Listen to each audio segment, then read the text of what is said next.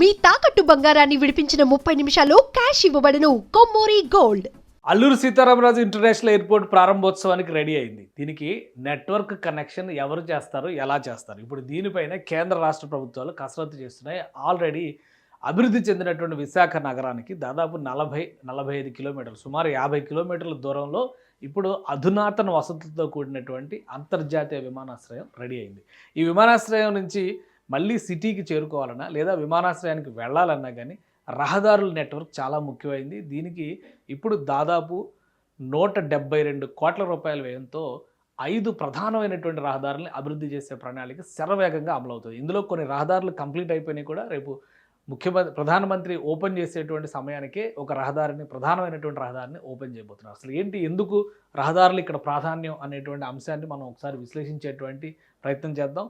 సంవత్సరానికి 60 లక్షల మంది ప్రయాణికుల్ని తీసుకువెళ్లే విధంగా డిజైన్ చేసినటువంటి ఈ ఇంటర్నేషనల్ ఎయిర్పోర్ట్ దేశంలోనే అతిపెద్ద రన్వేలని, ప్రస్తుతం ఉన్నటువంటి ఎగ్జిస్టెడ్ ఎయిర్పోర్ట్స్లో అతిపెద్ద రన్వేలను కలిగి ఉన్నటువంటి ఎయిర్పోర్ట్గా అల్లూరు సీతారామరాజు ఇంటర్నేషనల్ ఎయిర్పోర్ట్ రికార్డులకు ఎక్కబోతుంది. సో దీన్ని దృష్టిలో పెట్టుకొని ప్రపంచవ్యాప్తంగా వచ్చేటువంటి యాత్రికులు, వారి అవసరాలు, వీటన్నిటిని దృష్టిలో ఉంచుకొని నెట్వర్కింగ్ విశాఖ కోర్ సిటీకి, అలానే భోగాపురంలో ఏర్పాటైనటువంటి ఈ ఏరో సిటీకి కనెక్టివిటీ పైన రాష్ట్ర ప్రభుత్వం పెద్ద ఎత్తున ఫోకస్ పెట్టింది. సో దానికి సంబంధించి 6 ప్రధానమైనటువంటి రహదారుల్ని అభివృద్ధి చేస్తున్నారు. ఇందులో 5 రహదారులు దాదాపుగా కంప్లీట్ అయిపోయినటువంటి స్టేజ్కి వచ్చినాయి. సో ఒక 70 నుంచి 80 బస్సులు, ఏసీ బస్సులని నిరంతర రాకపోకల కోసం ఈ ఎయిర్పోర్ట్కి ఉపయోగిస్తున్నారు. ఎయిర్పోర్ట్ కనెక్టివిటీ కోసం ఒకసారి మనం చూద్దాం. ఇది లొకేషన్ వైజ్గా చూసినప్పుడు విశాఖపట్నం ఇక్కడ నుంచి ఉంటే విశాఖపట్నం నుంచి ఇక్కడికి దాదాపు 45 కిలోమీటర్ల డిస్టెన్స్ కనిపిస్తుంది. భోగాపురం ఇంటర్నేషనల్ బార్డర్స్ వైజ్గా చూసినప్పుడు ఇది విజయనగరం జిల్లా పరిధిలోకి వచ్చేటువంటి ప్రదేశం. సో ఇది ఆల్రెడీ డెవలప్ అయిపోయినటువంటి చుట్టుపక్కల అన్నీ కూడా రిసార్ట్లు, ఐటీ కారిడార్కి సంబంధించి 5 స్టార్ హోటల్స్ ఇవన్నీ కూడా రాబోతున్నాయి. సో మొత్తం ఇక్కడ ఉన్నటువంటి కౌలువాడ దగ్గర నుంచి చూస్తే మనం ఈ ఏరియా అంతా కూడా కనిపిస్తుంది.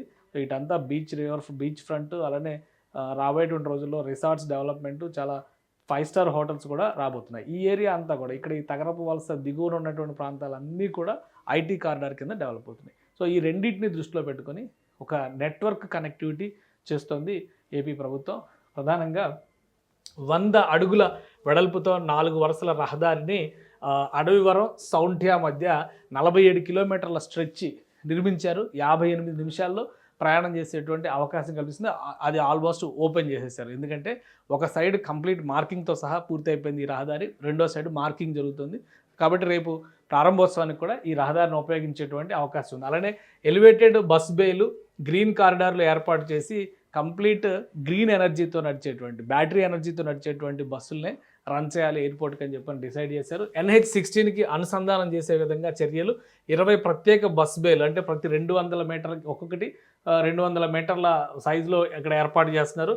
4 సిగ్నల్ జంక్షన్లు, వీటిని అధునాతన సౌకర్యాలతో డిజైన్ చేస్తున్నారు. పచ్చదనం, గ్రీనరీ మొత్తం అంతా కూడా ఇక్కడ డెవలప్ చేస్తున్నారు. సో అదే క్రమంలో డిస్టెన్స్ వైజ్గా చూసినప్పుడు తిమ్మాపురం మారికవలస మధ్య 32 కిలోమీటర్ల రహదారి, అది 45 నిమిషాల్లో చేరుకుంటారు. కాపులొప్పాడు నుంచి బోయపాలెం మీదుగా మరొక 30 కిలోమీటర్ల రహదారి 44 నిమిషాల్లో చేరుకునేలాగా, పినిగాడి వేపగుంట మధ్య గంట 8 నిమిషాల్లో చేరుకునేలాగా 50 కిలోమీటర్ల స్ట్రెచ్ డెవలప్ చేశారు. అలానే తాళ్లవలస, నేరేళ్ల వలస మధ్య 22 కిలోమీటర్ల రహదారి వ్యవస్థని 36 నిమిషాల్లో చేరుకునేలాగా డెవలప్ చేశారు. దాదాపు 5 రోడ్లలో 6.35 కిలోమీటర్ల మేర వేపగంట జుత్తాడ, 6.2 కిలోమీటర్ల మేర భీమిలి దొరతోట రహదారుల పనులు కొనసాగుతున్నాయి. మిగతా అన్నీ కూడా దాదాపుగా కంప్లీట్ అయిపోయేటువంటి స్టేజ్కి వచ్చినాయి. మొత్తం 172 కోట్ల రూపాయల పెట్టుబడులతో ఈ వ్యవస్థని అభివృద్ధి చేస్తున్నారు. అలానే ఇవి అందుబాటులోకి వచ్చిన తర్వాత వైజాగ్ నుంచి ఎయిర్పోర్ట్కి రీచ్ అవడం అనేది చాలా సులువైనటువంటి ప్రక్రియగా మారుతుందని చెప్పని రాష్ట్ర ప్రభుత్వం భావిస్తుంది. దీంతోపాటు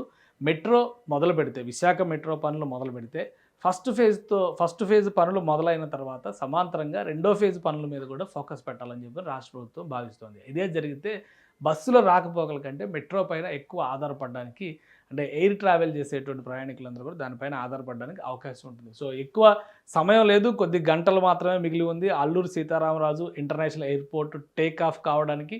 ప్రధానమంత్రి చేతుల మీదుగా జాతికి అంకితం చేసిన తర్వాత ఆగస్టు 17వ తేదీన మొదటి విమానం పరిగెత్తబోతుంది. అలానే ఇండియన్ ఎయిర్లైన్స్ ఎయిర్ ఇండియా ఇప్పటికే ఒక షెడ్యూల్ అనౌన్స్ చేసింది. భోగాపురం నుంచి బెంగళూరుకి రోజుకు 2 విమానాలు నడపబోతుంది.